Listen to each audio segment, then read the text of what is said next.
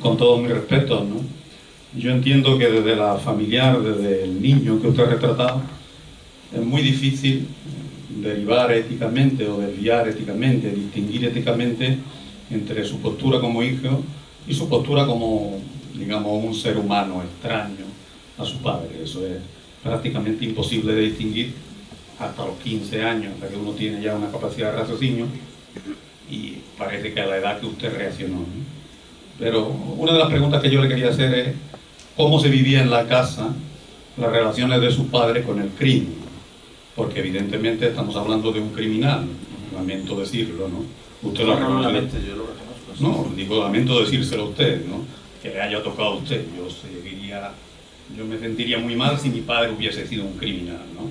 Usted cuando veía como hijo que su padre daba órdenes de matar, porque supongo que lo vería, ¿no? Yo he sido hijo de cazadores y sé que para manejar una pistola hay que prepararla antes, para manejar las armas hay que enseñar antes a los hijos. Yo sé manejar las armas, igual que usted sabe manejarlas, porque seguramente se lo enseñó su padre.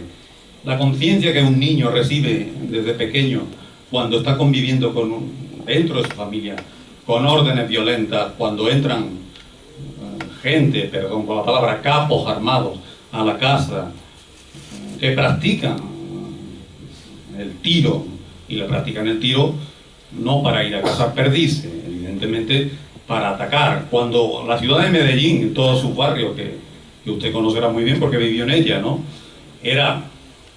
Yo he paseado por Envigado y he llegado a tomar unos aguardientitos en algunos puntos de Envigado, y a mí, cuando yo le preguntaba al señor que me servía, señor, ¿y qué tal don Pablo? ¿Tuvo usted el gusto de conocerlo? Me decía, ay amigo, no me hable de don Pablo, que don Pablo para mí es sagrado. Nunca hice tanto dinero como con don Pablo. Y todos los taxistas, me enseñaba 3 taxistas que habían sentado allí, todos ellos trabajaron con él, porque las caletas las llevaban todos los taxistas de Medellín. Estaban comprados por don Pablo. Entonces, la violencia que se engendra en Medellín y en otras ciudades de Colombia por el control es una violencia no gratuita y no es perder los estribos. Es una violencia organizada por X cárteles, entre los cuales su padre tuvo gran responsabilidad. Evidentemente había otros cárteles, y muy duros también, como el de Cali o los Pepe finalmente, que heredan el cártel de su padre o que se lo arrebatan a su padre. Es una lucha encarnizada por el control de los mercados de la droga, por el control del poder y por el control de la propia mafia en sí como organización, que una vez que se constituye una organización criminal es una organización estatal o paraestatal. Y mucho más ahí, es otra cosa que me gustaría saber de usted, ¿hasta qué punto élites colombianas, élites históricas, grandes familias políticas colombianas se dejaron comprar por su padre y por los suyos? Porque a mí me consta que hay políticos colombianos que le estaban muy agradecidos a su padre, empezando por el Partido Liberal hasta terminar por el Partido Conservador, que muchas campañas se hicieron con dinero de la droga, con dinero del cártel que dirigía su padre. Perdón, que tengo voz alta, no estoy enfadado, ¿no? El problema... Pero tiene el micrófono también. Está muy cerca. El problema, cuando se entra en una guerra de esas, no es una guerra neutra, usted lo ha dicho muy bien. Pero qué responsabilidad, eso sí nos importaría saber a toda la gente que queremos a Colombia, y creo que usted también. ¿Qué responsabilidad tuvo las grandes familias que han dominado el Estado colombiano, esas grandes oligarquías colombianas, como los Santos, los Uribes, etcétera, etcétera, etcétera? ¿Hasta qué punto usted pudo tener noticia de ellos cuando niño, de que tenían tratos con sus padres? Eso sí sería muy interesante. Me perdona, no he tenido tiempo aún de leer su libro, lo voy a leer con él.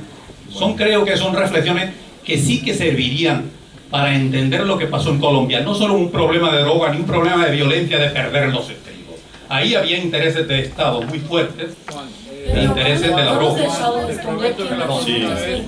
La próxima vez que invitamos a hablar de Colombia será un honor. Va a escribir otro Te diría libro. que mi padre tenía oficina y era ahí donde se hacían los crímenes, no en la casa, no en el hogar. El hogar era sagrado para él, nadie tocaba ese hogar, principalmente. Te diría que esas guerras y esa pérdida de estribos sí ocurrió. Más que tú digas que es una violencia organizada, pero es una violencia organizada por algo que se llama prohibición. Y esa es una violencia que persiste aún a 21 años de la muerte de mi padre, que ya hoy la mantenemos en Colombia de una manera más solapada, más tranquila, pero sigue existiendo. Es una violencia que se ha mudado y ha crecido exponencialmente y que lo vemos hoy en México con mucha tristeza. Es una violencia que no distingue nacionalidades, ni credos, ni absolutamente nada, porque el acto de prohibir es un acto que nos enfrenta y nos divide como sociedad. Yo te garantizo que si prohibimos la pizza vas a tener el cartel napolitano, el cartel de cada una de las pizzas y vas a ver un enfrentamiento absoluto, vas a ver corrupción patrocinada por la guerra contra la pizza.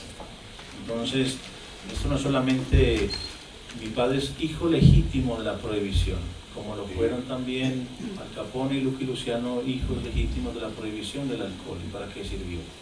Hoy tenemos, la peor de las drogas ya está legalizada, la podemos comprar aquí afuera, nos tomamos una foto con una botella de alcohol y pareciera que es muy normal.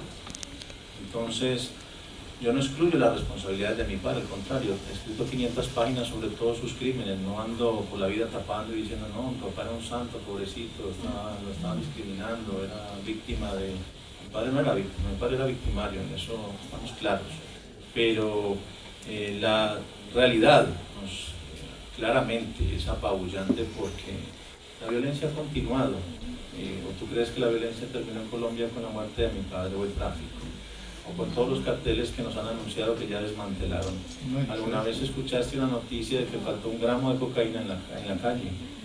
Entonces, esa es una realidad con la que tenemos que convivir y que a lo que yo invito es a que cambiemos la mirada sobre el problema. Es un problema que se está atacando militarmente cuando debería ser visto de una manera desde el punto de vista de salud pública, porque es una adicción lo que estamos combatiendo.